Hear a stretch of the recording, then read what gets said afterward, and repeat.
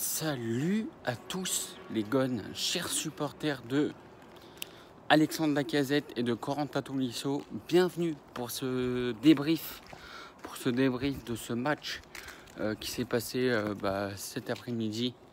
On a vu, je vais faire mes top et flop, les notes des joueurs, et puis on va faire un petit bilan de ce match-là. Qui a été meilleur que face à Anderlecht. Meilleur que face à Anderlecht, je parle de l'équipe A, l'équipe B, qui a été catastrophique hier. Donc du coup, petit bilan du match d'aujourd'hui. Alors, pour commencer, on va commencer par Anthony Lopes. Anthony Lopes qui a fait un très très bon match, qui nous a sauvé 2 buts. Qui nous a sauvés en deuxième mi-temps et qui nous a maintenus à flot.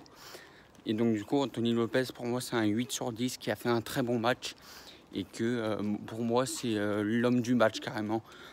Pas l'homme du match, mais il a fait un très bon match. Donc du coup, et après, la défense, Lukeba, Thiago Mendes, très très bon. Thiago Mendes, un peu moins bon en première mi-temps. Deuxième mi-temps, très très bon. Et puis pour moi, Thiago Mendes, c'est un 7 sur 1. Je vais lui mettre un 6. Un 6,5 à Thiago Mendes parce que sa première mi-temps n'a pas été très très bonne. Mais en deuxième, il s'est un peu repris. Donc du coup, pour moi, Thiago Mendes, c'est un 6,5. Lukeba, pour moi, c'est un 8 sur 10. Très très bon. Très très bon, Lukeba. Il n'y a rien à dire. Et on va parler des latéraux maintenant. Enrique est très très bon. J'ai trouvé Enrique appliqué comme d'habitude, comme l'année dernière. Il a fait un très bon match. Pour moi, c'est un 7 sur 10. Un 6 sur 10 pour Enrique. On va passer à Enrique Malo Gusto qui a fait un très très bon match. Pour moi, c'est un 8 sur 10. Il a fait des... il est bien revenu. Il est bien revenu à des moments clés du match où il a fait des retours défensifs qui a été très très bon. Donc du coup, pour moi, Malo Gusto, c'est un très bon match. C'est un 8 sur 10. Un 8 sur 10. Alors, les latéraux. Non, les milieux de terrain, je vais... Le Penant. Alors, les derniers matchs étaient très très bons. Mais celui-là était un peu en dessous, j'ai trouvé, Le Penant. Pour moi, c'est je vais mettre un 5 pour le bénéfice du doute. J'espère que je me trompe. Mais vraiment, sur ce match-là, il n'a pas été très très bon. Donc du coup, pour moi, Le Penant, c'est un 5. On va passer à quoi? On va passer au milieu. Au milieu, on va passer à Lacazette. Non, on va passer... Merde, Lacazette, je suis con. À Lucas Paqueta, un match très très correct. Un match très très correct. Là, je vais critiquer Bosch. J'en ai rien à foutre. Trois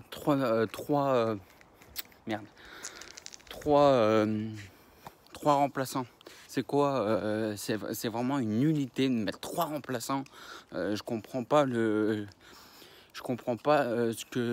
qu'il veut faire passer. 3 remplaçants, je trouve ça léger pour un match amical. Parce que Lucas Paqueta, il s'est blessé. Et donc du coup, il s'est blessé et ça veut dire qu'il s'est blessé, il me semble, à la 60e minute, si je ne me trompe pas. Paqueta était blessé et donc du coup, il est blessé à la cuisse. On ne sait pas sa durée d'indisponibilité. Donc du coup, c'est ça qui me dérange. Parce que Paqueta va être blessé et je ne sais pas sa durée. Et donc du coup, on aurait dû le remplacer. Et c'est ça l'erreur qu'il a faite. C'est ça l'erreur qu'il a faite de ne pas le remplacer. Et donc du coup, on se retrouve dans une galère pour les prochains matchs. Bon, le match de l'Inter Milan, je ne sais pas s'il va être disponible pour le match de l'Inter Milan, mais c'est inquiétant parce que il y a Fèvre, hein. J'oublie pas Fèvre, il est très très bon. Mais Paqueta, c'est une pièce maîtresse du dispositif de Peter Bosz. Et donc du coup, c'est là où ça devient très compliqué. C'est que Lucas Paqueta est blessé pour l'instant et c'est ça qui me dérange. Et Bosz, c'est la faute de Bosz si Paqueta s'est blessé, pour moi. C'est mon avis, après peut-être que je peux me tromper. Vous me direz en commentaire si je me trompe. Je verrai les commentaires dans la soirée. Et donc du coup, on va passer au trio d'attaque. Lacazette, très très bon. Alexandre Lacazette, très très bon. Il a marqué un but dans la suite des matchs qu'il fait en ce moment. Très très bon, Lacazette. Pour moi, c'est un 9 sur 10 pour Alexandre Lacazette. Très très bon. Il a harangué, il a encouragé ses coéquipiers autour de lui. Et c'est vraiment ça qu'il faut retenir. Parce que Lacazette a été très très important dans son rôle de leader d'attaque pour moi. Après, à noter que Lopez était capitaine, je ne l'ai pas dit, mais Lopez était capitaine. On va passer au trio d'attaque avec Toko. J'ai pas aimé Toko. J'ai pas trop aimé Toko. Il n'a pas percuté, il n'a pas fait de différence. Pour moi, je suis obligé de lui mettre la note de 5 à Toko. Il n'a pas été ouf. Même 4, je suis limite à 4 et 4 sur 10 pour Toko. Et donc du coup, c'est ça qui me fait pencher la balance pour Toko. Il n'a pas fait un très bon match. On va passer à... J'en ai oublié un. Toko, Lacazette.